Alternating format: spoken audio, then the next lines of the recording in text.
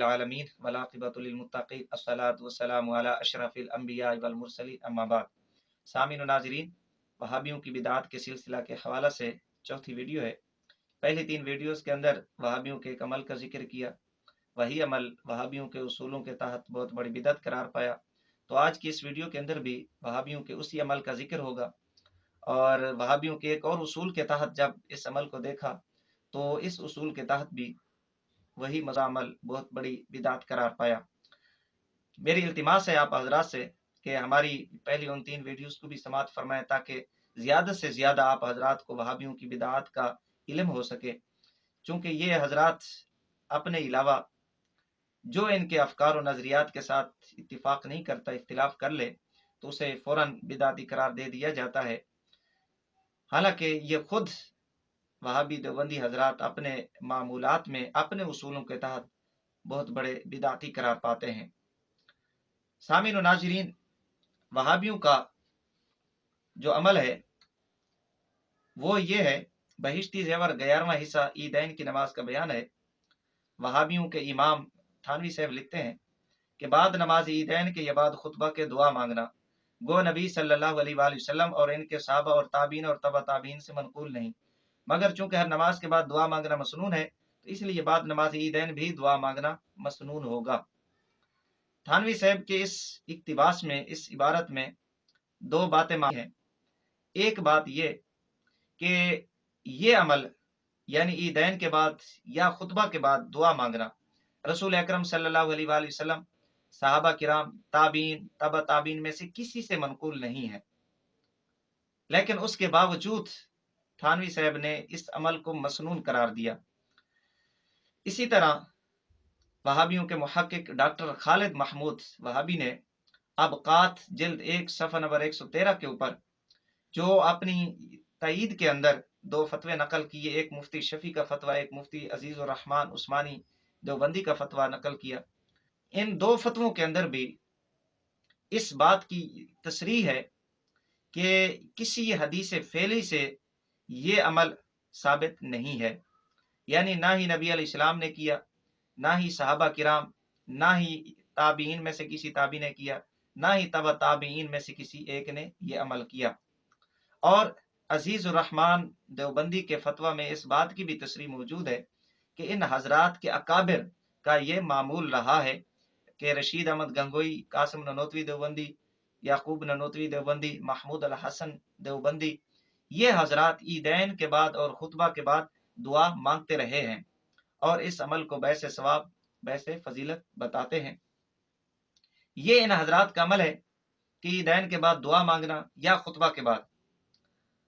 دونوں باتیں ثابت ہو گئیں کہ نبی علیہ السلام سے بھی ثابت نہیں ہے، صحابہ کرام سے بھی ثابت نہیں ہے، تابعین سے بھی ثابت نہیں ہے، تبع تابعین سے بھی یہ عمل ثابت نہیں ہے،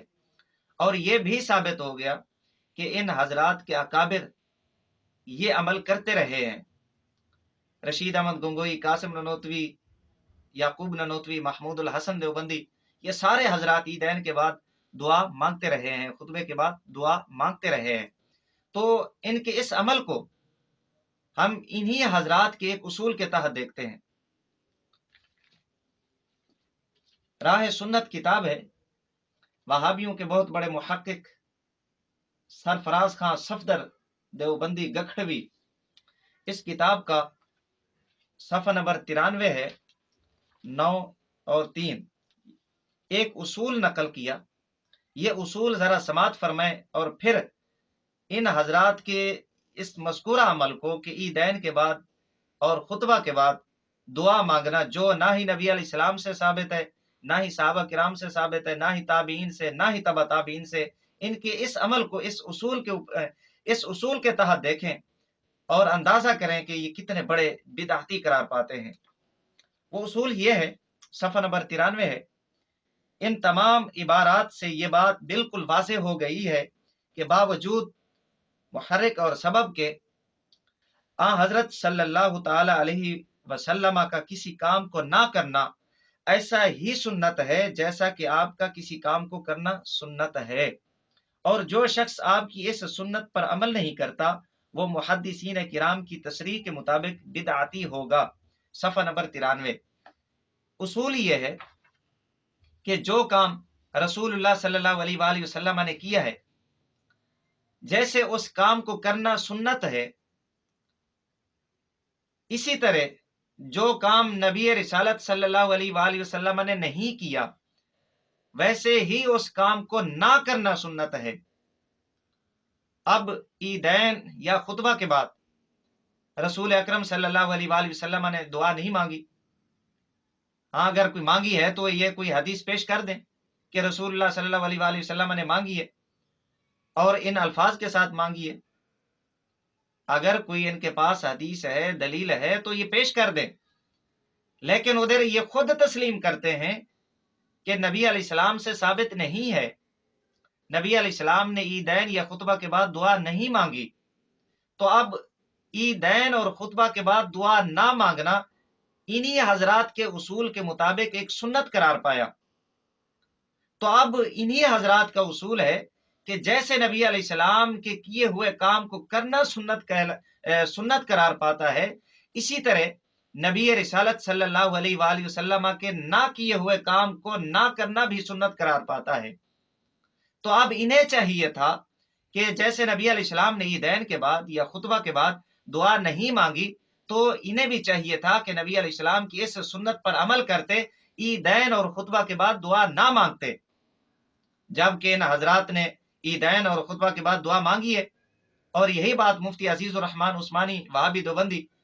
نے اس بات کو تسلیم کیا ہے فتاوی دارالعلوم دیوبند جلد 8 صفحہ نمبر 37 کے اوپر، اور یہی بات اوقات کے اندر وہابی ڈاکٹر خالد محمود نے لکھی ہے کہ ہمارے حضرات اس بات کے اوپر عمل کرتے رہے ہیں کہ وہ عیدین اور خطبہ کے بعد دعا مانگتے رہے ہیں۔ تو جب نبی علیہ السلام نے نہیں کیا تو تم کیوں کر رہے ہو؟ تمہارا ہی اصول ہے کہ جو کام نبی علیہ السلام سے ثابت نہیں ہے، نبی علیہ السلام نے نہیں کیا، اسے نہ کرنا سنت ہے۔ اور پھر حکم لگاتے ہیں مولوی سرفراز خان صفدر گکھڑوی خان صفدر، یہ کہتا ہے کہ محدثین کرام کی تصریح کے مطابق وہ بدعتی قرار پائے گا۔ تو اب یہ حضرات وہابیوں کے اکابرین عیدین اور خطبہ کے بعد دعا مانگ کر سرفراز خان صفدر کے اصول کے مطابق بہت بڑے بدعتی قرار پاتے ہیں، اس لیے کہ ان حضرات کا ہی اصول تھا کہ جو کام نبی علیہ السلام نے نہیں کیا اسے نہ کرتے۔ اب یہ حضرات نبی علیہ السلام کے نہ کیے ہوئے کام کو کر کے اسے سر انجام دے کر سرفراز خان صفدر کے اصول کے مطابق بہت بڑے بدعتی قرار پائے۔ تو جب یہ بدعتی قرار پائے تو انہی کا ہی اصول ہے، جو بدعتی شخص ہے وہ جہنمی کتوں میں سے کتا ہے۔